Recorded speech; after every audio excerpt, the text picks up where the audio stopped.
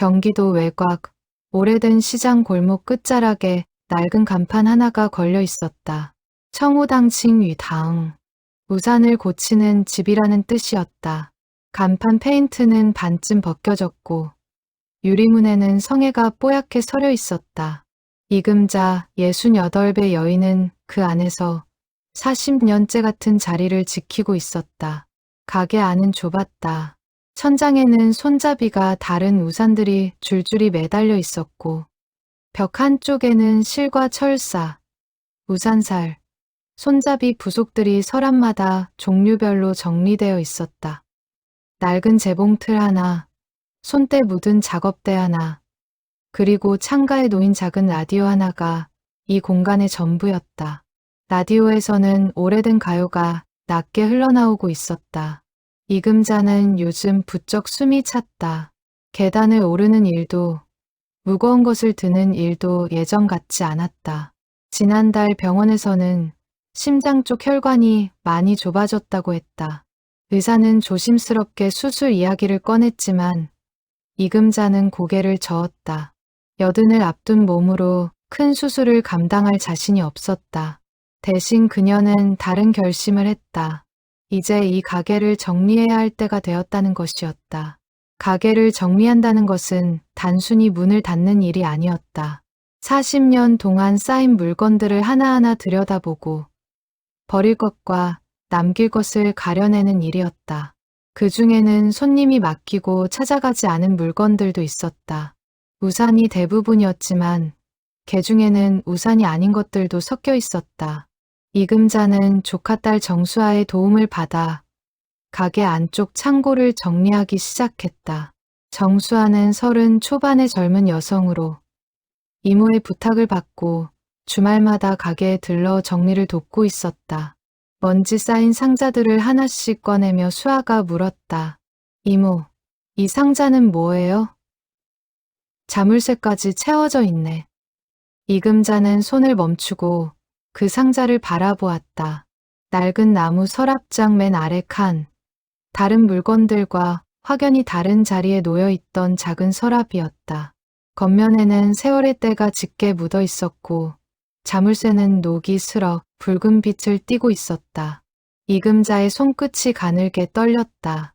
그녀는 오랫동안 이 서랍을 열지 않았다. 아니, 열 수가 없었다. 40년 전 이 서랍 안에 물건을 넣던 그날의 기억이 마치 어제 일처럼 선명하게 되살아났기 때문이었다. 그건 손대지 말아라. 이금자의 목소리가 평소와 달리 낮고 무거웠다. 수아는 이모의 낯선 표정에 놀라 손을 거두었다. 이금자는 한참을 그 서랍 앞에 앉아 있었다.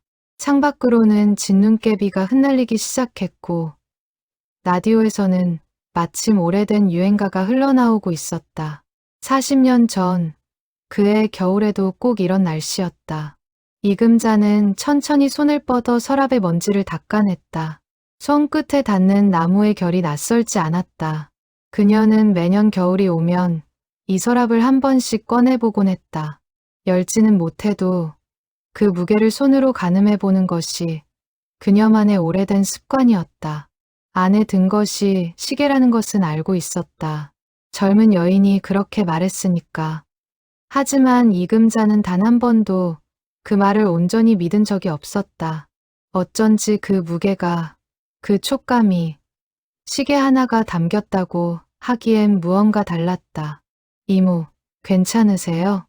수아의 목소리에 이금자는 정신을 차렸다. 그녀는 애써 웃음을 지어 보였다. 괜찮다. 오래된 물건이라 그래. 주인을 찾아줘야 하는 물건인데. 아직 못 찾았어. 주인이요. 누구 건데요? 이금자는 잠시 침묵했다. 라디오 소리만이 가게 안을 채웠다. 이윽고 그녀가 입을 열었다. 40년 전에 어떤 아가씨가 맡기고 간 물건이다. 곧 찾으러 오겠다고 했는데 그 뒤로 한 번도 오지 않았어. 수아는 이모의 눈빛에서 단순한 물건 이상의 무언가를 읽었다. 오래된 슬픔 같은 것, 혹은 풀리지 않은 매듭 같은 것이었다. 그녀는 더 캐묻지 않고 조용히 옆에 앉았다. 창밖의 진눈깨비는 점점 굵어져 한방눈으로 바뀌고 있었다. 이금자는 눈을 감았다. 40년이라는 시간이 그녀의 머릿속에서 빠르게 되감기고 있었다. 그해 겨울, 처음 이 가게 문을 열었을 때 28배의 자신이 낡은 재봉틀 하나로 시작했던 그 시절, 그리고 어느 비 오는 밤, 우산도 없이 뛰어들어왔던 한 여인. 이금자는 그 얼굴을, 그 목소리를 아직도 또렷이 기억하고 있었다. 의사는 이금자에게 무리하지 말라고 신신당부했었다. 심장에 부담이 갈 만한 일은 되도록 피하라고. 하지만 이금자는 알고 있었다. 지금 자신의 심장을 가장 무겁게 짓누르는 것은 다른 무엇도 아닌 저 낡은 서랍 속의 약속이라는 것을. 살아있는 동안 그 약속을 지키지 못한다면 죽어서도 눈을 감지 못할 것 같았다. 수아야. 이금자가 조카딸을 불렀다. 그녀의 목소리에는 이제껏 들어본 적 없는 결연함이 묻어 있었다. 이모가 부탁 하나만 하자. 이 물건 주인을 찾는 걸 좀 도와줄 수 있겠니? 시간이 많지 않을 것 같아서 그래. 수아는 이모의 손을 가만히 잡았다. 앙상하게 마른 손이었다. 한때는 하루에도 수십 개의 우산을 고치던 억센 손이었는데 이제는 세월의 흔적만 남아 있었다. 당연하죠, 이모. 제가 도울게요. 근데 40년이나 지났는데 그분을 어떻게 찾아요? 이금자는 창밖에 눈을 바라보며 나직이 대답했다. 그러게 말이다. 그래도 찾아야지. 안 그러면 이 물건이 영영 임자를 못 찾을 테니까. 청우당이라는 이름은 이금자가 직접 지은 것이었다. 맑을 청칭의 비우유. 비가 그친 뒤에 맑은 하늘을 뜻하는 이름이었다. 사람들은 우산 가게에 어울리지 않는 이름이라며 웃곤 했지만 이금자에게는 나름의 의미가 있었다. 우산은 결국 비가 그치기를 기다리며 쓰는 물건이었다. 아무리 거센 비라도 언젠가는 그친다는 믿음. 그것이 이 이름에 담긴 뜻이었다. 시장 골목의 다른 가게들은 세월을 따라 하나둘 문을 닫거나 업종을 바꾸었다. 한때 옆자리에 있던 양복점은 이제 편의점이 되었고 건너편의 문구점은 몇 해 전 프랜차이즈 카페로 바뀌었다.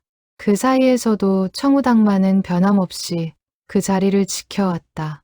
사람들은 우산이 고장나면 을에 새 것을 사는 시대에 굳이 고쳐 쓰겠다며 이 골목까지 찾아오는 손님들이 있었다.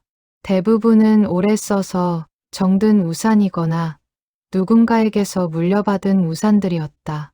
이금자는 그런 사연 있는 우산들을 고치는 일에 늘 남다른 정성을 쏟았다. 젊은 시절의 이금자는 원래 우산과는 거리가 먼 삶을 살았다. 방직 공장에서 일하던 그녀가 우산 수선을 배우게 된 것은 순전히 우연이었다. 공장이 문을 닫은 뒤 갈 곳을 찾지 못하던 28의 그녀에게 이웃에 살던 노인이 우산 고치는 법을 가르쳐 주었다. 손끝이 야무지다는 칭찬을 들으며 하나둘 배운 기술이 어느새 평생의 업이 되어 있었다.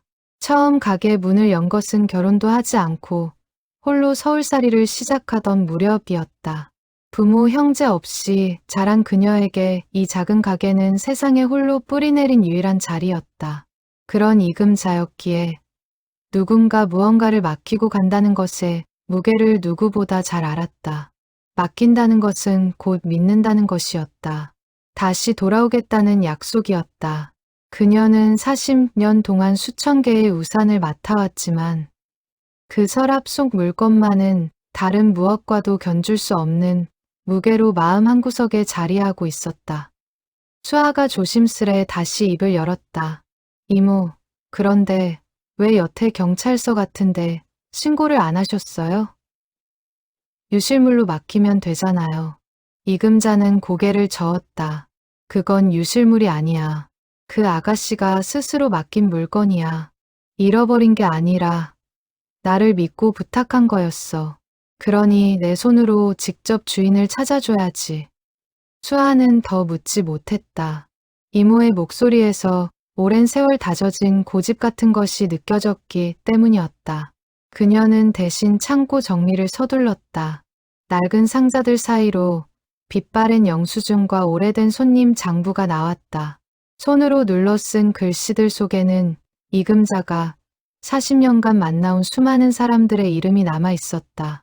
그 장부 어딘가에 어쩌면 그 아가씨의 이름도 적혀 있을지 몰랐다. 가게 안에 낡은 시계가 오후 4시를 알렸다.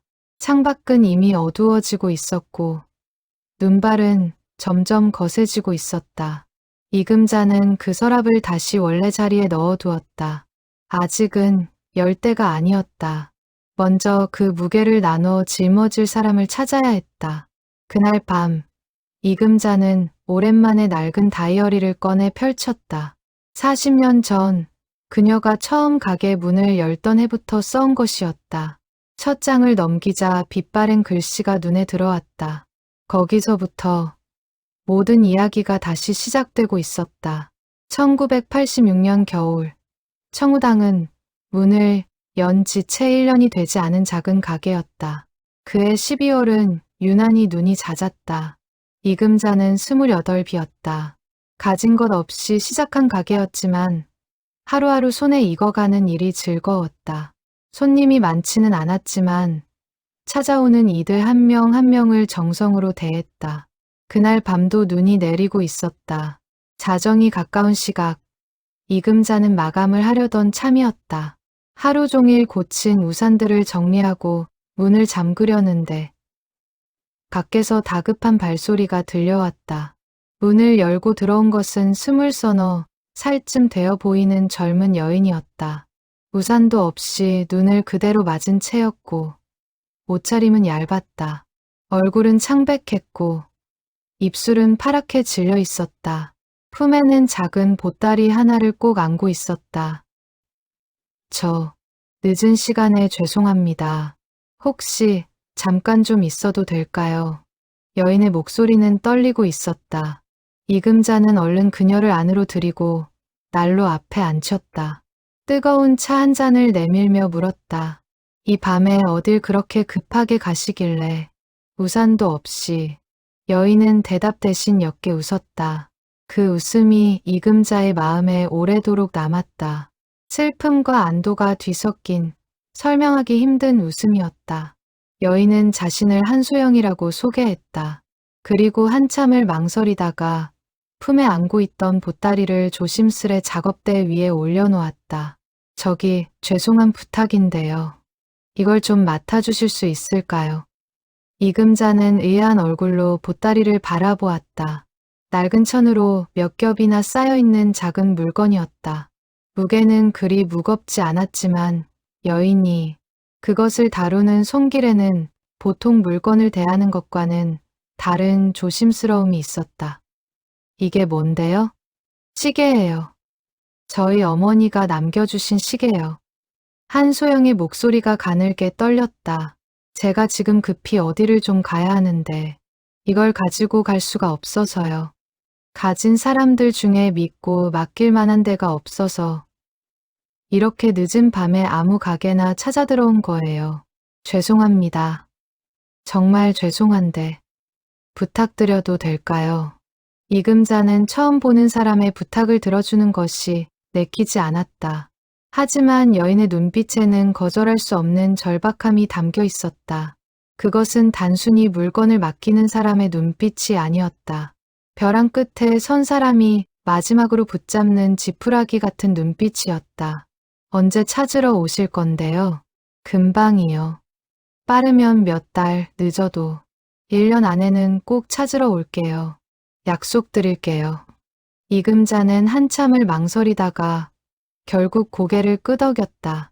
그 순간의 결정을 그녀는 이후 40년 동안 수도 없이 되짚어보게 될 터였다. 알겠습니다. 맡아드릴게요. 대신 이름이랑 연락처는 남겨주셔야 해요. 한소영은 잠시 머뭇거리더니 낡은 장부에 이름 석 자만을 적었다.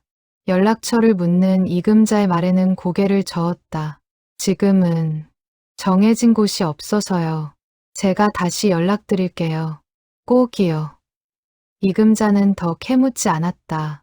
사람에게는 저마다 말 못할 사정이 있는 법이라고. 그녀는 그렇게 생각했다. 한소영은 차를 반쯤 마시다 말고 자리에서 일어났다. 창밖에 눈은 그칠 기미가 보이지 않았다. 우산이라도 가져가세요. 이 눈에 그냥 가시면 큰일 나요. 이금자는 가게에 있던 낡은 우산 하나를 그녀 손에 쥐어주었다.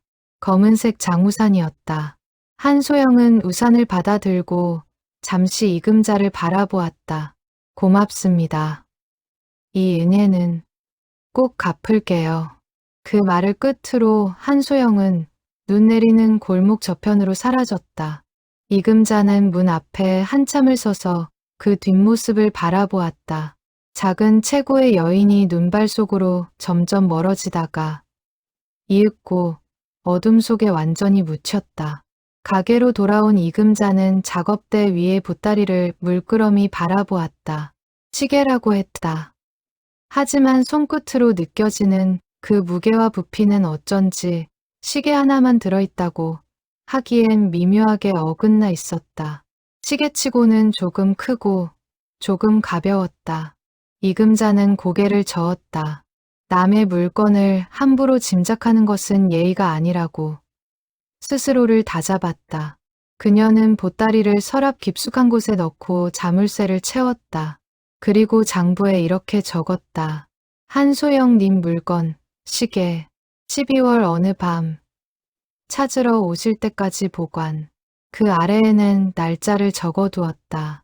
그날 밤, 이금자는 쉽게 잠들지 못했다. 눈을 감으면 자꾸만 한소영의 얼굴이 떠올랐다. 창백했던 낯빛과 파랗게 질렸던 입술. 그리고 무엇보다 그 눈빛이 마음에 오래 남았다. 무언가를 지키려는 사람의 눈빛이었다. 동시에 무언가로부터 도망치려는 사람의 눈빛이기도 했다. 해가 바뀌고 봄이 왔다. 이금자는 매일 아침 가게 문을 열 때마다 혹시나 하는 마음으로 골목 저편을 살폈다. 한소영이라는 이름 석자를 잊지 않으려 애썼다. 하지만 봄이 지나고 여름이 와도 그녀는 나타나지 않았다.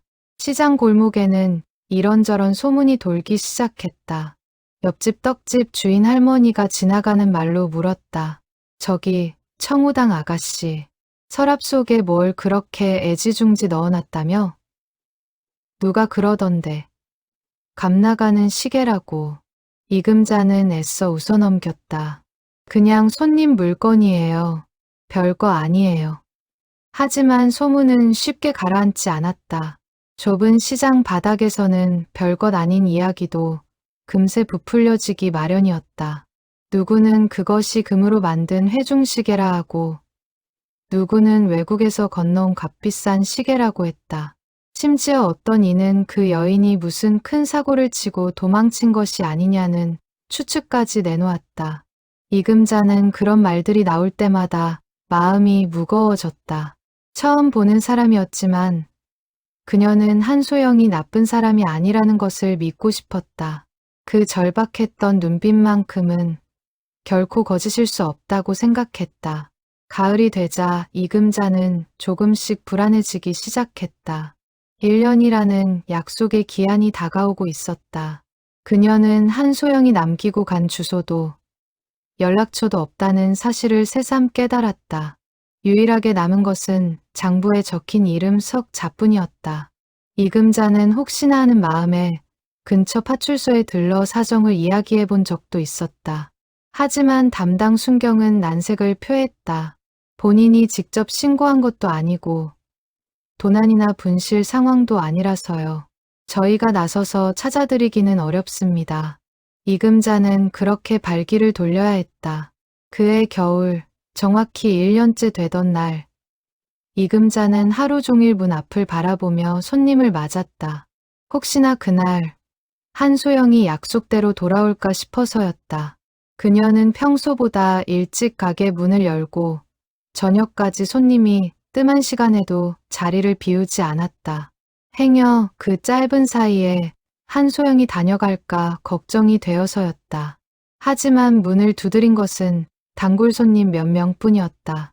밤이 깊어 가게 문을 닫으면서 이금자는 처음으로 그 약속이 지켜지지 않을 수도 있다는 예감에 사로잡혔다. 그럼에도 그녀는 서랍 속 보따리를 함부로 열어보지 않았다. 남의 물건을 허락 없이 들여다보는 것은 그녀가 지켜온 신조에 어긋나는 일이었다. 게다가 언제든 한소영이 그 문을 열고 들어올지 모른다는 희망을 놓고 싶지 않았다. 이금자는 그렇게 서랍을 다시 잠갔다. 그리고 다짐했다. 이 물건의 주인이 돌아올 때까지 몇 년이 걸리든 소중히 간직하겠노라고. 그날 밤 일기장에 이금자는 이렇게 적었다. 오늘로 꼭 1년이다. 그 아가씨는 오지 않았다. 하지만 나는 안다. 못 오는 것과 안 오는 것은 다르다는 것을. 무슨 사정이 있을 것이다. 기다려야지. 기다리는 것 말고 내가 할 수 있는 일이 없으니까. 창밖으로는 또다시 눈이 내리고 있었다. 1년 전 그날처럼 소리 없이, 그러나 그치지 않고. 이금자는 오래도록 창가에 앉아 그 눈발을 바라보았다. 언젠가 저 골목 끝에서 익숙한 발소리가 들려올 것만 같았다. 그녀는 그렇게 스스로를 다독이며 다시 한번 서랍의 자물쇠를 손끝으로 매만졌다. 차가운 쇠붙이의 감촉이 유난히 오래 손끝에 남았다. 그날 이후로 이금자는 매일 밤 가게 문을 닫기 전 잠시나마 그 서랍이 놓인 자리를 바라보는 습관이 생겼다. 특별히 무언가를 확인하려는 것은 아니었다. 그저 그 자리에 물건이 여전히 있다는 사실, 그리고 그것을 지켜야 한다는 다짐을 스스로에게 되새기는 시간이었다.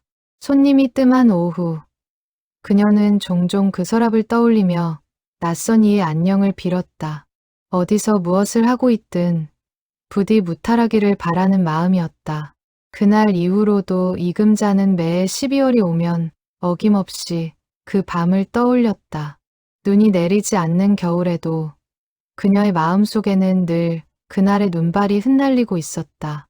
가게를 찾는 손님들에게는 내색하지 않았지만 혼자 있는 밤이면 종종 낡은 장부를 펼쳐 그 이름, 석자를 손끝으로 짚어보곤 했다. 한소영. 이제는 얼굴도 점점 흐릿해져가는 그 이름이 그녀에게는 여전히 지켜야 할 약속의 전부였다. 세월은 강물처럼 흘렀다. 1년이 2년이 되고 2년이 5년이 되었다. 이금자는 그 사이 30을 넘기고 40을 넘겼다. 몇몇 중매쟁이가 혼처를 물어왔지만 그녀는 번번이 고개를 저었다. 특별히 결혼을 거부한 것은 아니었다. 다만 가게를 비울 수 없다는 이유가 늘 먼저였다. 어쩌면 그것은 핑계였는지도 모른다. 이금자 스스로도 자신이 왜 그토록 이 작은 가게에 매여 사는지 완전히 설명할 수는 없었다. 시장 골목은 조금씩 변해갔다. 흙바닥이던 골목에 시멘트가 깔렸고 리어카를 끌던 상인들 자리에 트럭이 들어섰다. 1988년 서울올림픽이 열리던 해, 온 동네가 텔레비전 앞에 모여 환호하던 그날에도 이금자는 가게를 지켰다. 1997년 겨울, 나라 경제가 휘청이던 그 해에도 청우당은 문을 닫지 않았다. 손님이 줄어들 때마다 이금자는 더 정성껏 우산을 고쳤다. 값을 깎아달라는 손님에게는 웃으며 깎아주었고 형편이 어려운 이웃에게는 종종 공짜로 고쳐주기도 했다. 그 사이에도 이금자는 한소영을 잊지 않았다. 몇 년에 한 번씩 그녀는 옛 기억을 더듬어 한소영이 언급했던 동네들을 찾아 나서곤 했다. 하지만 실마리가 될 만한 것은 아무것도 없었다. 이름 석 자만으로 사람을 찾는다는 것이 얼마나 막막한 일인지 이금자는 해를 거듭할수록 뼈저리게 느꼈다. 그녀는 몇 번이고 방송국에 사람을 찾는 사연을 보내볼까 고민했다. 하지만 막상 편지를 쓰려 하면 손이 멈추곤 했다. 혹시라도 한소영에게 곤란한 사정이 있어 숨어 지내는 것이라면 자신의 성급한 행동이 오히려 해가 될지도 모른다는 걱정 때문이었다. 서랍 속 보따리는 여전히 그 자리에 있었다. 이금자는 해마다 겨울이 오면 서랍을 열어 먼지를 닦고 혹여 상하지는 않았는지 살폈다. 천으로 쌓인 매듭은 처음 그대로 손대지 않았다. 그녀는 이제 그 물건이 정말 시계인지 아닌지보다 그것을 지키는 일 자체가 자신의 소명처럼 느껴지기 시작했다. 세월이 흐르며 이금자에게도 인연이 생겼다. 먼 친척벌 되는 언니의 딸 정수아가 태어난 것이 1993년이었다. 이금자는 명절마다 그 집을 찾아 어린 수아를 안아주었고 수아는 자라면서 이모 할머니라 부르며 곧잘 따랐다. 자식 없이 홀로 늙어가던 이금자에게 수아는 딸이자 손녀 같은 존재가 되어갔다. 2000년대에 들어서며 우산 수선업은 점점 사양길에 접어들었다. 저렴한 비닐 우산이 흔해지면서 사람들은 고장난 우산을 고쳐 쓰기보다 새로 사는 쪽을 택했다. 청우당을 찾는 손님도 눈에 띄게 줄었다. 한때 하루에도 10개 넘게 들어오던 수선 의뢰가 어느 해부터는 한 주에 2~3건으로 줄어들었다. 그럼에도 이금자는 가게 문을 닫을 생각을 하지 않았다. 몇 안 되는 단골들, 대를 이어 찾아오는 손님들이 있었고 무엇보다 저 서랍 속 약속을 지키기 위해서라도 이 자리를 떠날 수 없었다. 2010년 이금자의 나이 52이 되던 해 그녀는 큰 병을 한 차례 앓았다. 폐렴이 심하게 와서 한 달 가까이 입원했다. 병상에 누워 천장을 바라보던 그 밤 그녀는 문득 두려움에 사로잡혔다. 만약 이대로 자신에게 무슨 일이 생긴다면 저 서랍 속 물건은 어떻게 되는 것인가. 아무도 그 존재를 모른 채 영영 주인을 찾지 못한 채로 버려지는 것은 아닐까. 이금자는 퇴원하던 날 처음으로 그 물건에 대해 다른 사람에게 이야기했다. 당시 20살이 되어 자주 가게를 드나들던 조카딸 수아에게였다. 수아야, 혹시라도 이모한테 무슨 일이 생기면 저 서랍 속에 있는 물건 꼭 주인을 찾아줘야 한다. 알겠지? 수아는 영문도 모른 채 고개를 끄덕였다. 그때는 그저 이모의 오래된 습관 중 하나라고만 여겼다. 그 물건이 훗날 자신의 삶에도 깊이 관여하게 될 줄은 그때의 수아로서는 상상조차 하지 못했다. 세월은 계속 흘렀다. 2016년 한소영이 다녀간 지 정확히 30해가 되던 겨울 이금자는 홀로 가게에 앉아 낡은 장부를 펼쳤다. 한소영님 물건, 시계, 빛바랜 글씨를 손끝으로 짚어가며 그녀는 나직이 중얼거렸다. 그해 겨울은 유난히 추웠다. 이금자는 몸이 예전 같지 않음을 느끼면서도 여느 해와 다름없이 가게 문을 열었다. 단골 손님들은 하나같이 나이 든 그녀를 걱정했지만 이금자는 늘 괜찮다는 말로 손사래를 쳤다. 그녀에게 이 가게를 지키는 일은 단순한 생계 이상의 의미였다. 40년 가까이 쌓여온 시간의 무게가 이 작은 공간 곳곳에 스며들어 있었다. 30해라. 그 아가씨 지금쯤 어디서 어떻게 살고 있으려나. 살아는 있으려나. 가게 밖에는 여전히 눈이 내리고 있었다. 세월이 아무리 흘러도 겨울이면 어김없이 눈이 내렸고 그 눈발 속에서 이금자는 늘 그날의 한소영을 떠올렸다.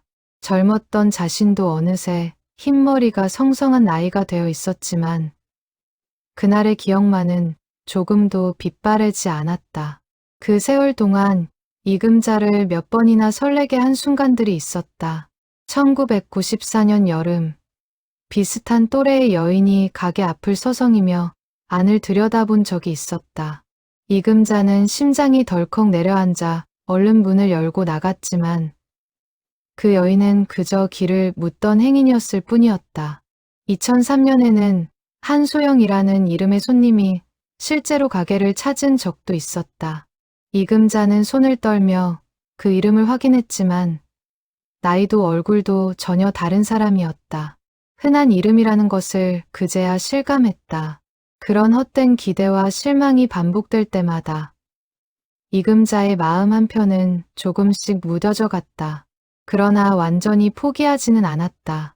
무뎌진다는 것과 포기한다는 것은 분명 다른 일이었다. 가게를 찾는 단골 손님들 중에는 이금자의 사연을 어렴풋이 아는 이들도 있었다. 맞은편에서 30년째 세탁소를 하는 박씨 아저씨는 가끔 우스갯소리로 말하곤 했다. 금자씨, 그 서랍 속 시계 말이야. 이자까지 쳐서 팔면 지금쯤 집 한 채 값은 되지 않겠어? 이금자는 그 말에 그저 웃을 뿐이었다. 돈으로 따질 수 있는 물건이 아니었다. 설령 그 안에 든 것이 정말 값비싼 시계라 해도 그녀에게 그것은 돈이 아니라 지켜야 할 약속 그 자체였다. 2005년 무렵 이금자는 우연히 라디오의 한 사연 프로그램에 편지를 보낸 적이 있었다. 이름도 자세한 사정도 밝히지 않은 채 그저 30년 전 헤어진 인연을 찾고 있다는 짧은 사연이었다. 방송에는 나가지 못했다. 그해 겨울 답장 대신 프로그램이 폐지되었다는 소식만이 들려왔다. 이금자는 실망했지만 이내 마음을 추슬렀다. 그녀에게는 여전히 청우당이라는 자리가 있었고 언젠가 한소영이 이 골목을 다시 지나갈지도 모른다는 희망이 있었다. 2012년 시장 골목 전체가 재개발 이야기로 술렁인 적이 있었다. 상인들 사이에서는 보상금을 받고 떠나야 하는 것 아니냐는 걱정이 오갔다. 이금자에게 그 소식은 다른 걱정거리를 안겼다. 만약 가게가 헐리게 된다면 저 서랍은, 저 약속은 어떻게 되는 것인가.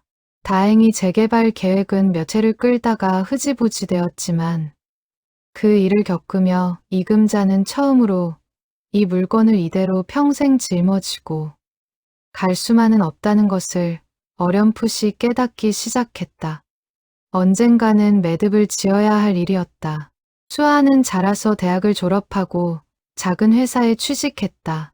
명절이면 여전히 이모의 가게에 들러 손을 보탰다. 이금자는 수아가 올 때마다 가게 구석구석을 정리하며 자연스럽게 그 서랍의 존재를 조금씩 더 이야기해 주었다. 완전한 사연을 다 말한 것은 아니었지만 적어도 그것이 얼마나 소중한 약속인지는 수아도 어렴풋이 느끼고 있었다. 그렇게 30년이 넘는 세월이 흘렀다. 이금자의 검던 머리는 어느새 하얗게 새었고 곧던 허리는 조금씩 굽어갔다. 가게 안의 물건들도 함께 낡아갔다. 재봉틀은 몇 번이나 부품을 갈았고 작업대는 손때가 더 짙게 베었다. 오직 서랍 속 보따리만이 처음 그날 그 모습 그대로 시간을 비껴간 듯 놓여 있었다. 이금자는 가끔 그런 생각을 했다. 사람은 늙어가는데 어째서 저 물건만은 시간을 비껴가는 것일까? 어쩌면 그것은 물건이 아니라 그날 밤의 약속 그 자체가 시간을 붙들고 있는 것인지도 몰랐다. 그녀는 그런 생각이 들 때마다 서랍을 한 번 더 손끝으로 어루만지고 다시 일상으로 돌아가곤 했다. 우산을 고치고 손님을 맞고 하루를 마감하는 평범한 일상 속에서도 그 약속만은 늘 마음 한켠에 고요히 자리하고 있었다. 이금자는 가끔 그것이 마치 시간이 멈춰버린 작은 섬처럼 느껴지곤 했다. 세상 모든 것이 변하고 낡아가는데 오직 그 매듭만은 40년 전 그 밤 그대로였다. 그녀는 그 변하지 않는 무게를 손끝으로 느낄 때마다 아직 끝나지 않은 이야기가 있다는 사실을 새삼 되새기곤 했다. 이금자가 수아에게 서랍 속 사연을 조금씩 털어놓은 뒤 두 사람은 본격적으로 한소영을 찾아 나서기로 했다. 병원에서 받은 진단 결과는 냉정했다. 관상동맥이 3군데나 좁아져 있었고 언제 급성 증상이 올지 장담할 수 없다고 했다. 이금자는 의사의 말을 들으며 오히려 담담해졌다. 두려운 것은 죽음 자체가 아니었다. 약속을 지키지 못한 채 눈을 감는 일이었다. 수아는 회사에 휴가를 내고 주말마다 이모의 가게로 왔다. 그녀는 우선 이금자가 40년 가까이 보관해온 낡은 장부부터 꼼꼼히 살폈다. 손으로 눌러 쓴 한소영이라는 세 글자 옆에는 다행히 당시의 대략적인 나이와 이금자가 어렴풋이 기억하는 몇 가지 단서들이 여백에 메모되어 있었다. 사투리 억양이 남아 있었다는 것, 손끝에 자잘한 흉터가 많았다는 것, 그리고 헤어질 때 남겼던 마지막 한마디였다. 이 은혜는 꼭 갚을게요. 라고 했었어. 그 말이 아직도 귀에 생생해. 수아는 이모의 기억을 하나하나 받아 적으며 방법을 고민했다. 그녀가 가장 먼저 떠올린 것은 인터넷이었다. 이모, 요즘은 옛날 사람 찾는 것도 방송보다 인터넷으로 많이 해요. 실종자 찾기 카페도 있고 이산가족 찾기처럼 사연을 올리는 사이트도 있어요. 제가 한번 정리해서 올려볼게요. 이금자는 잘 알지 못하는 세상이었지만 수아를 믿고 고개를 끄덕였다. 수아는 그날 밤 집으로 돌아가 이모의 사연을 정리한 글을 작성했다. 1986년 겨울, 한소영이라는 이름의 여성분을 찾습니다. 제목을 붙이고 당시 상황과 인상착의, 그리고 맡겨진 물건에 대해서는 구체적으로 밝히지 않은 채 조심스레 글을 올렸다. 행여 물건을 노리는 사람들이 몰려들까 하는 걱정 때문이었다. 동시에 이금자는 자신이 할 수 있는 발품을 팔기 시작했다. 그녀는 오래전 몇 번 찾아갔던 동사무소, 지금은 주민센터로 이름이 바뀐 곳을 다시 찾았다. 담당 직원은 개인정보 보호 때문에 함부로 정보를 알려줄 수 없다며 난색을 표했다. 어르신, 마음은 이해하지만 저희가 임의로 조회를 해드릴 수는 없어요. 실종 신고가 되어 있거나 가족관계 등록부, 열람 사유가 명확해야 하는데 이건 그런 경우가 아니라서요. 이금자는 낙담했지만 포기하지 않았다. 그녀는 다음으로 오래전 이 동네에서 함께 장사를 하던 상인들의 모임을 수소문했다. 시장 상인회 회장을 맡았던 적 있는 노인을 찾아가 혹시 1980년대 이 근방에 살았던 한소영이라는 여성을 기억하는지 물었다. 노인은 고개를 갸웃거리다가 뜻밖의 말을 꺼냈다. 한소영이라. 잠깐 그 이름 어디서 들어본 것 같은데. 저 위쪽 산동네에 살던 처녀 중에 그런 이름이 있었던 것 같기도 하고. 확실진 않은데 한번 알아봐 줄까? 작은 실말이었지만 이금자에게는 가뭄 끝의 단비 같은 소식이었다. 그녀는 그날 밤 오랜만에 마음이 들뜬 채 잠자리에 들었다. 어쩌면 이번에는 정말 무언가를 찾을 수 있을지도 모른다는 기대감이었다. 한편 수아가 인터넷에 올린 글에는 며칠 만에 몇 개의 댓글이 달렸다. 대부분은 별 도움이 되지 않는 것들이었지만 그중 하나가 수아의 눈길을 끌었다. 저희 어머니가 그 시절 그 동네에 사셨어요. 한소영이라는 이름은 기억 안 나지만 혹시 사진이 있으면 여쭤볼 수 있을까요? 이금자에게는 안타깝게도 40년 전 한소영의 사진이 단 한 장도 없었다. 그날 밤의 짧은 만남이 전부였고 카메라를 챙길 정신도 없던 시절이었다. 수아는 대신 이모가 기억하는 한소영의 인상착의를 최대한 자세히 글로 옮겨 다시 올렸다. 그리고 혹시 몰라 사설 흥신소나 사람찾기 전문 업체에 대해서도 알아보기 시작했다. 비용이 만만치 않았지만 이금자는 가게를 정리하며 모아둔 돈의 일부를 기꺼이 내놓았다. 돈은 아깝지 않다. 이제 와서 아껴서 뭐 하겠니? 사람 하나만 찾을 수 있다면. 그렇게 두 사람의 발걸음은 40년 전 그날 밤 눈 내리던 골목으로 다시 이어지고 있었다. 오래된 실한 가닥을 따라 잊혔던 이름 하나가 서서히 세상 밖으로 끌려 나오기 시작했다. 수아는 이 일을 시작하며 처음으로 이모의 삶을 온전히 들여다보게 되었다. 명절마다 잠깐씩 들르던 가게가 아니라 이모가 40년을 바쳐 지켜온 세계 전체를 마주하는 기분이었다. 수아는 그 세계 속에서 이모가 얼마나 많은 것을 홀로 견뎌왔는지 새삼 깨달았다. 결혼도 자식도 없이 오직 이 작은 가게와 낯선 이와의 약속 하나만을 붙들고 살아온 세월. 수아는 그 세월의 무게 앞에서 절로 숙연해졌다. 수아가 알아본 사람 찾기 전문 업체는 생각보다 신중하게 일을 진행했다. 담당자는 이금자에게서 사연을 자세히 듣고는 옛 주민등록 기록과 재적등본을 통해 조회를 시작하겠다고 했다. 다만 시간이 걸릴 것이라는 말도 덧붙였다. 80년대 자료는 전산화가 덜 되어 있는 부분이 많아서요. 동명이인도 많고요. 최소 2~3주는 걸릴 것 같습니다. 이금자는 그 말을 듣고 오히려 마음이 편해졌다. 조급하게 서두른다고 될 일이 아니라는 것을 그녀는 지난 40년을 통해 이미 배운 뒤였다. 기다리는 일이라면 누구보다 자신 있었다. 그 사이 상인의 노인에게서도 연락이 왔다. 산동네에 살았다던 처녀에 대해 옛 이웃 몇 명에게 수소문했다는 것이었다. 그 집 딸이 확실히 한 씨였던 것 같은데 이름은 가물가물하다고 하더라고. 그 집이 워낙 형편이 어려워서 딸이 10대 후반부터 이런저런 공장을 전전하며 돈을 벌었다는 얘기는 들었어. 그러다 어느 해 갑자기 이 동네를 떠났다고 하고 이금자의 가슴이 철렁 내려앉았다. 어느 해 갑자기 떠났다는 말이 그날 밤 한소영의 그 절박했던 얼굴과 겹쳐졌다. 형편이 어려운 집에서 자란 처녀, 어린 나이부터 공장을 전전했다는 이야기. 어쩐지 그 시절 자신의 처지와도 닮아 있었다. 이금자는 노인에게 그 옛 이웃을 직접 만나볼 수 있는지 물었다. 며칠 뒤 이금자와 수아는 노인의 안내를 받아 산동네였던 곳을 찾아갔다.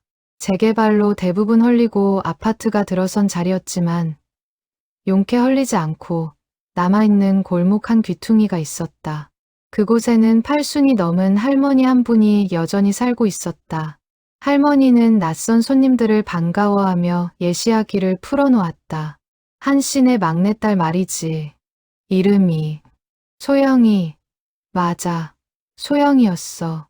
어릴 때부터 야무지고 손끝이 매서워서 이 동네에서 바느질 잘하기로 소문이 자자했지. 근데 그 집 사정이 참 딱했어.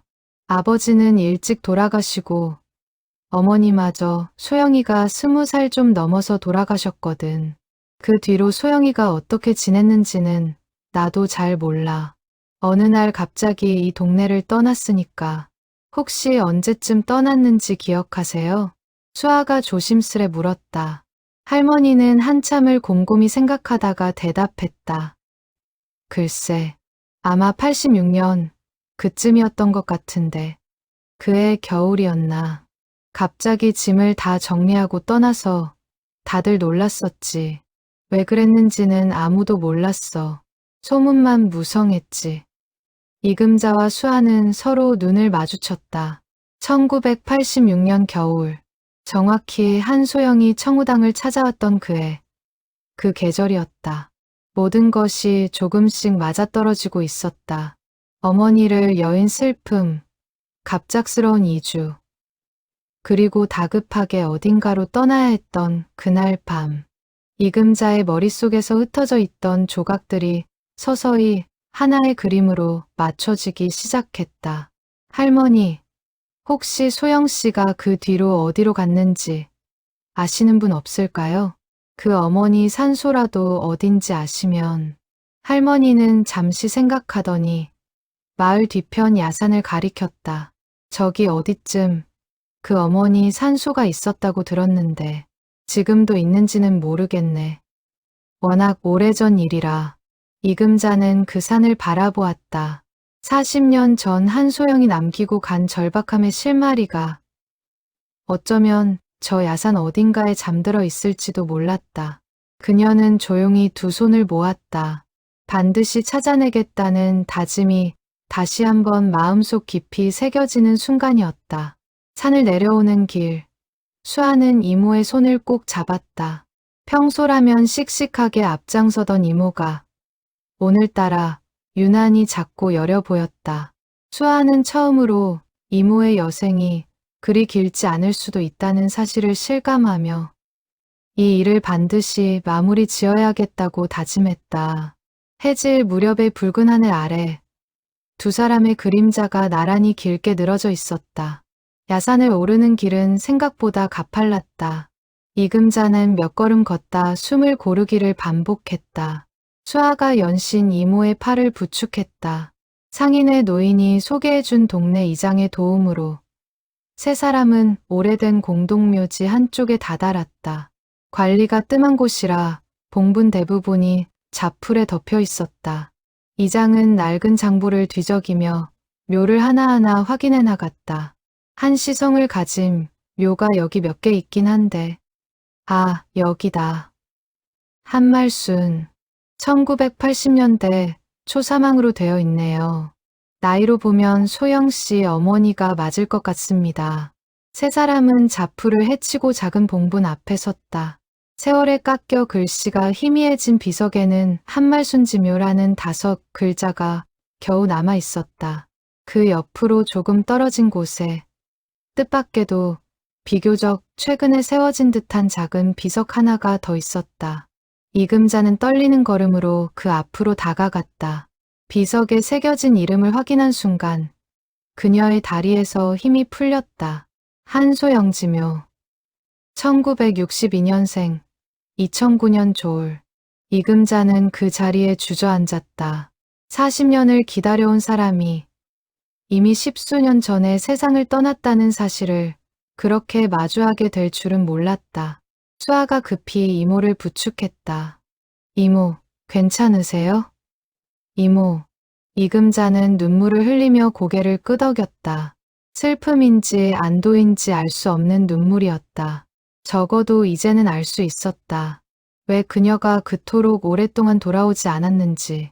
죽은 사람은 약속을 지킬 수 없는 법이었다. 이금자는 오랫동안 그 비석 앞에 앉아 있었다.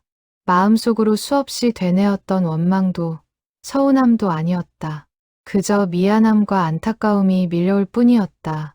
이장은 근처를 관리하던 노인을 통해 조금 더 자세한 사정을 알아봐 주겠다고 했다. 며칠 뒤 이장에게서 연락이 왔다. 한소영의 묘를 관리해온 것은 이 지역의 작은 사찰이었고 그곳 주지 스님이 한소영에 대해 몇 가지를 기억하고 있다는 것이었다. 이금자와 수아는 곧장 그 사찰을 찾아갔다. 주지 스님은 두 사람을 조용한 방으로 안내했다. 차를 내오며 스님이 입을 열었다. 한소영 보살님, 기억합니다. 말년에 이 근처에서 혼자 지내셨어요. 몸이 많이 약하셨고 마음의 병도 있으셨던 것 같습니다. 자주 절에 오셔서 기도를 올리곤 하셨는데 항상 누군가를 위해 빌고 계셨어요. 누구를 위해서요? 이금자가 조심스레 물었다. 스님은 잠시 눈을 감았다가 대답했다. 자세히는 말씀 안 하셨지만 짐작하기로는 자녀를 위한 기도가 아니었나 싶습니다. 돌아가시기 몇 해 전 술기운을 빌려 딱 한 번 저한테 털어놓으신 적이 있어요. 당신이 아주 오래전에 어쩔 수 없는 사정으로 아이를 다른 곳에 보냈다고요.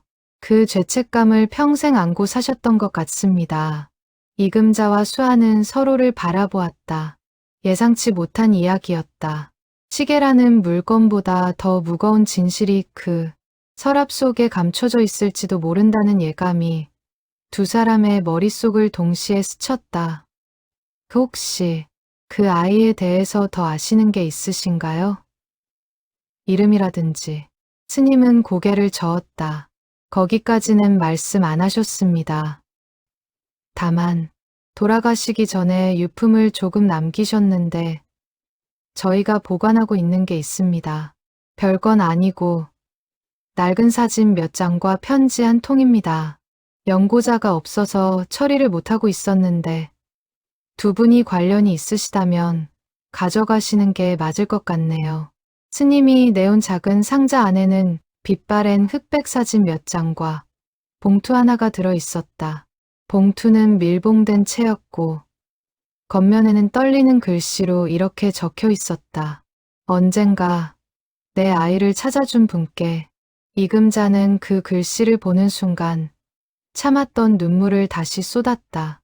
한소영은 죽는 순간까지도 자신이 남긴 아이와 그 아이를 찾아줄 누군가를 생각하고 있었던 것이다. 그리고 그 봉투를 받아든 이금자는 비로소 서랍 속 보따리의 진짜 의미를 어렴풋이 짐작하기 시작했다. 그것은 정말로 시계가 아니었을지도 모른다.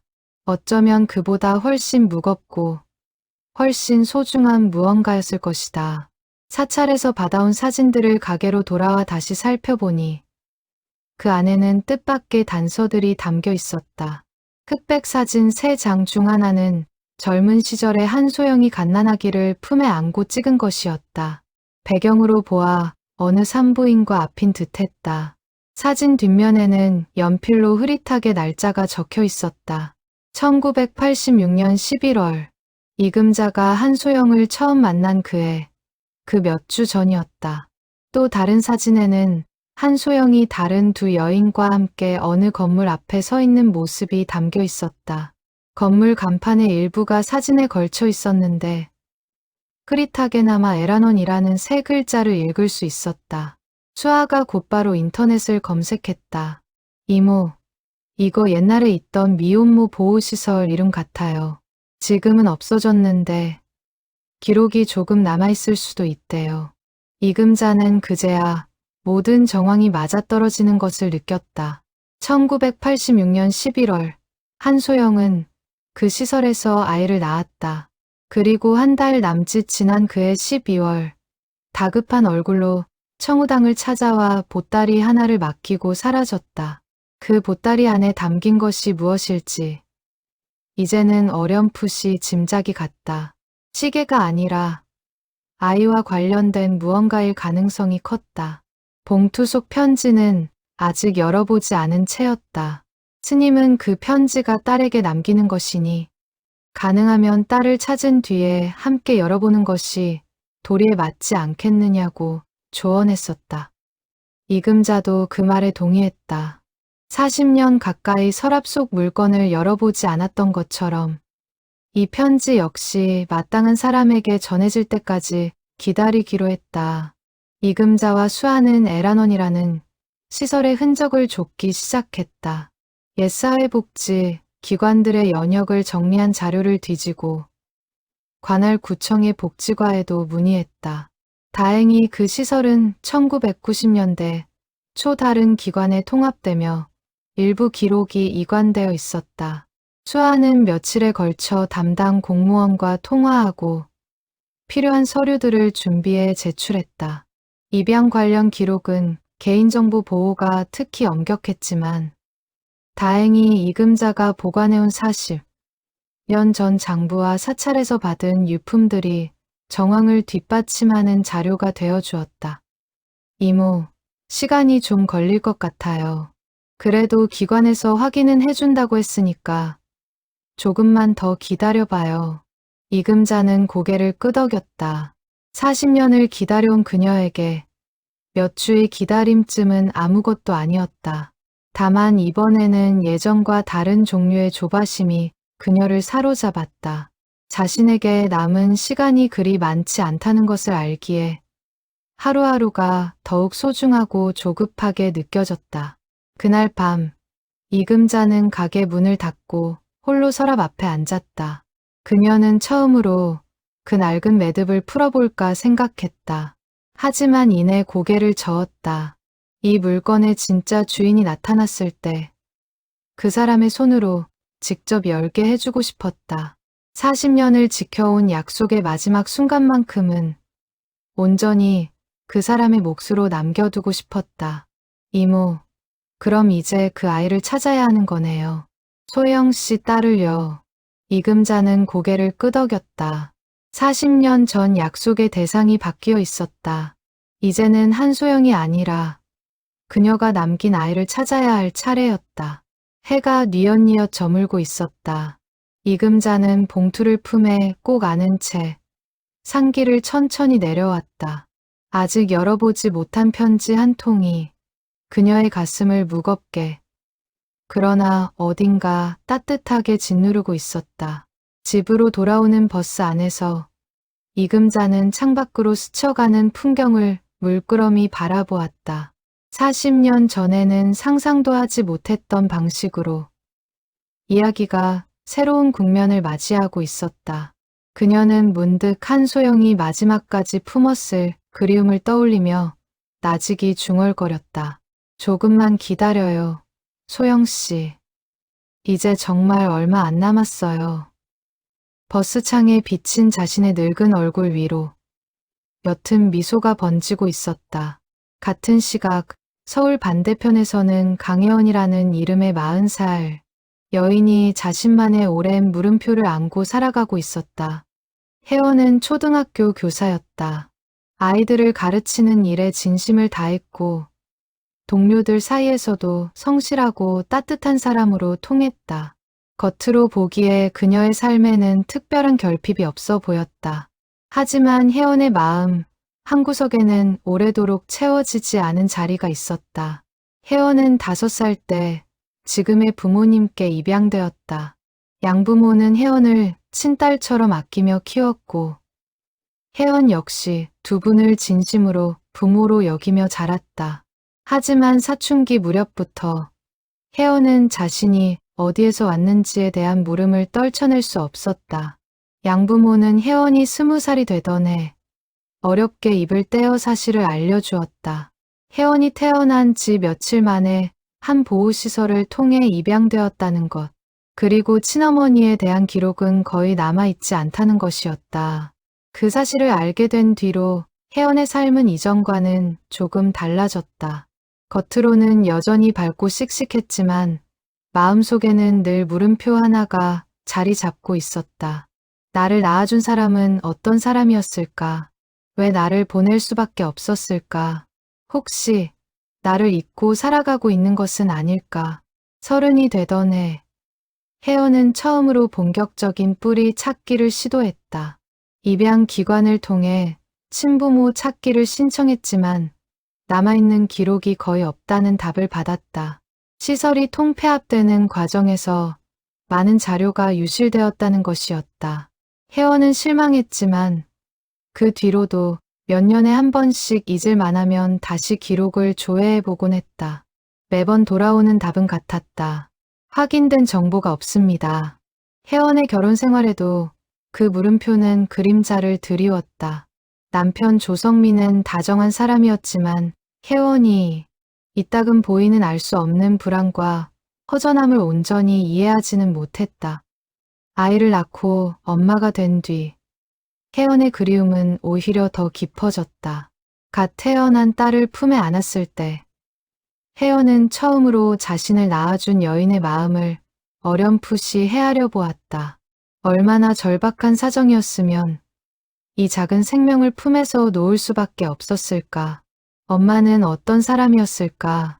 혜원은 종종 잠든 딸의 얼굴을 바라보며 혼잣말을 하곤 했다. 남편 성민은 그런 아내를 안쓰럽게 바라보며 위로했다. 혜원아, 너를 낳아준 분도 분명 너를 사랑해서 그런 선택을 했을 거야. 그때는 그게 최선이었을 거야. 혜원은 고개를 끄덕였지만 마음 한편의 허전함은 쉽게 가시지 않았다. 그녀는 남편의 위로가 고마우면서도 정작 자신이 듣고 싶은 것은 위로가 아니라 사실이라는 것을 알고 있었다. 진짜 이유를, 진짜 사정을 알고 싶었다.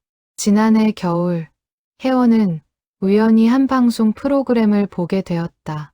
오랜 세월 헤어졌던 가족을 찾아주는 다큐멘터리였다.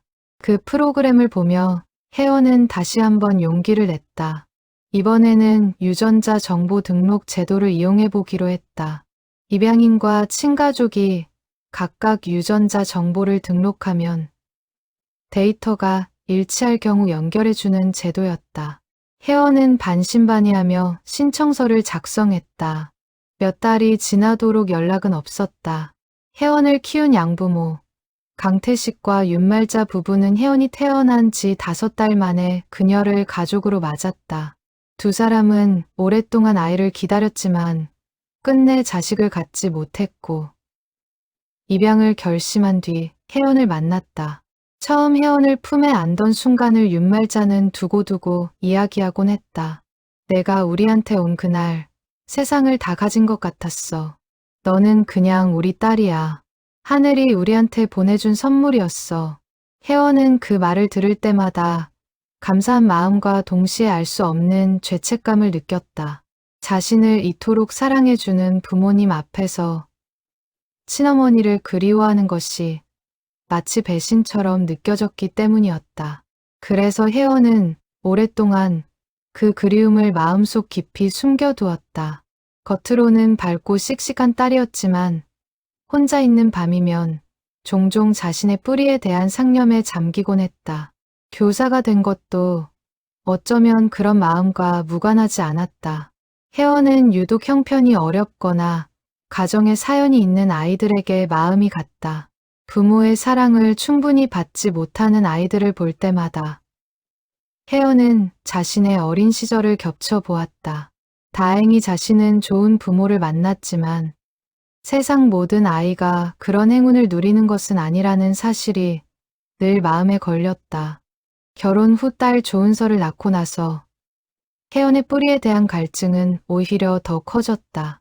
예전에는 막연한 호기심에 가까웠다면 이제는 절박함에 가까운 감정이었다. 딸을 키우면서 혜원은 매 순간 어머니로서의 마음을 배워갔고 그럴수록 자신을 떠나보낼 수밖에 없었던 친어머니의 마음이 궁금해졌다.